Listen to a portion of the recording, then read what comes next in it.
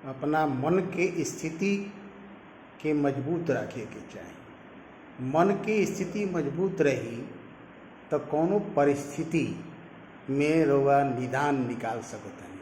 कौनो परिस्थिति में रउआ पराजित नहीं हो सकत। मन के स्थिति मजबूत करे के सबसे बड़ा उपाय बा साधना करी, जौना के मेडिटेशन कहल जाला। मेडिटेशन बहुत जरूरी बा, साधना अति आवश्यक बा। मन बहुत चंचल है। ये चंचल मन के स्थिरता देवे खातिर, एकाग्रता करे के खातिर, चंचलता से एकाग्रता के तरफ अग्रसर करे खातिर के सबसे बढ़िया उपाय मेडिटेशन, जौना के साधना करी। आध्यात्मिक जगत में गोता लगावे के पड़ी, तब जाके मन के स्थिति मजबूत हुई। मन के स्थिति जेकर मजबूत रहेला ओकरा के कौनो परिस्थिति डिगा ना सकेले।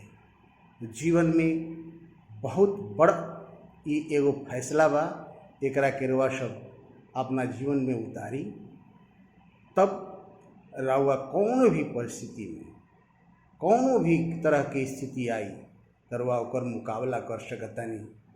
लोग कहेला कि ऐसन परिस्थिति आ गई बिया, ये गलत बात। ऐसा ना, मन के स्थिति रहो सही रही तो कौनो परिस्थिति के डट के मुकाबला कर सकतानी।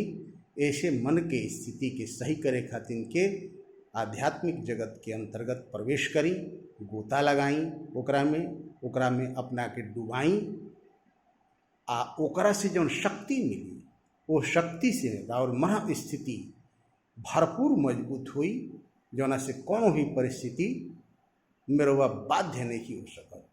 एकदम हमेशा बम बम करत रहो, हमेशा रहो विजय होत रही। तो विजय प्राप्त करे खातिर, कोनो भी परिस्थिति से डट के मुकाबला करे खातिर रउआ मन के स्थिति के मजबूत करी। एकर माध्यम साधना बा। ऐसे अपना जीवन में आध्यात्मिक जगत में गोता लगावत हमेशा साधना के माध्यम बना के मन के मजबूत करी। जय जय भोजपुरी, घर घर भोजपुरी। डॉक्टर हरिगोविंद राय, केंद्रीय प्रवक्ता प्रगतिशील भोजपुरी समाज, हम रउआ सबके गोड़ लागतानी, नमस्कार करतानी। बहुत बहुत धन्यवाद बा।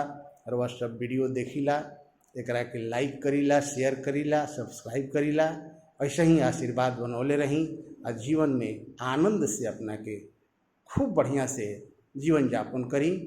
नमस्कार नमस्कार।